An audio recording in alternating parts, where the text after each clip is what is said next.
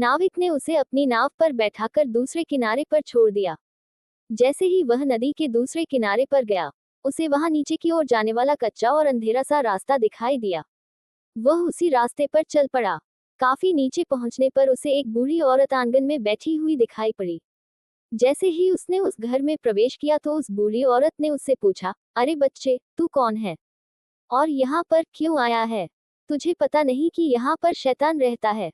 लड़का बोला, मैं ठीक जगह पर आ गया हूँ। अब तुम मेरी सहायता करो। मुझे शैतान के सिर के 3 सोने के बाल चाहिए, नहीं तो मुझे मेरी पत्नी वापस नहीं मिलेगी। बूढ़ी औरत बोली, बेटा, ये तो तेरी बहुत बड़ी मांग है। इसे पूरा करना इतना आसान नहीं है। जब राक्षस घर वापस आकर तुझे यहाँ देखेगा तो कच्चा ही चबा जाएगा। इसलिए मुझे ही तेरी रक्षा करनी पड़ेगी।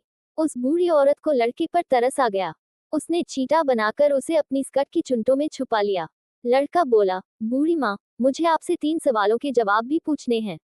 पहला सवाल है, एक कुआं जिसमें से पहले शरबत की तरह मीठा पानी निकलता था, आजकल क्यों सूख गया है? दूसरा सवाल है कि एक सेब का पेड़ जिस पर पहले सोने के सेब लगते थे, अब उस पर पत्ते भी नहीं लगते, वह पेड़ क्यों सूख गया है? तीसरा सवाल है कि एक नाविक को क्यों हमेशा इधर से उधर जाना पड़ता है, उसे इससे छुटकारा क्यों नहीं मिलता? बूढ़ी धाई माँ बोली, ये तीनों बड़े कठिन सवाल हैं। इन सवालों के जवाब भी हमें राक्षस से ही मिल सकते हैं।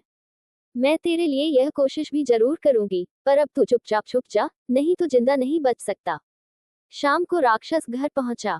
अंदर घुसते ही उसने शोर मचाना शुरू कर दिया, मुझे अपने घर में किसी मनुष्य की गंध आ रही है।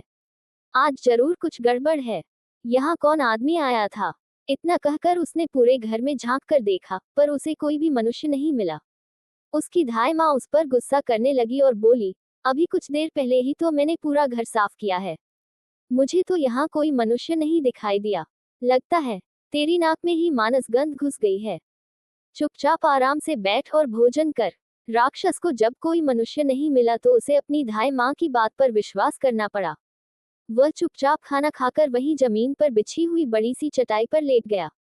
लेटते ही उसे नींद आ गई।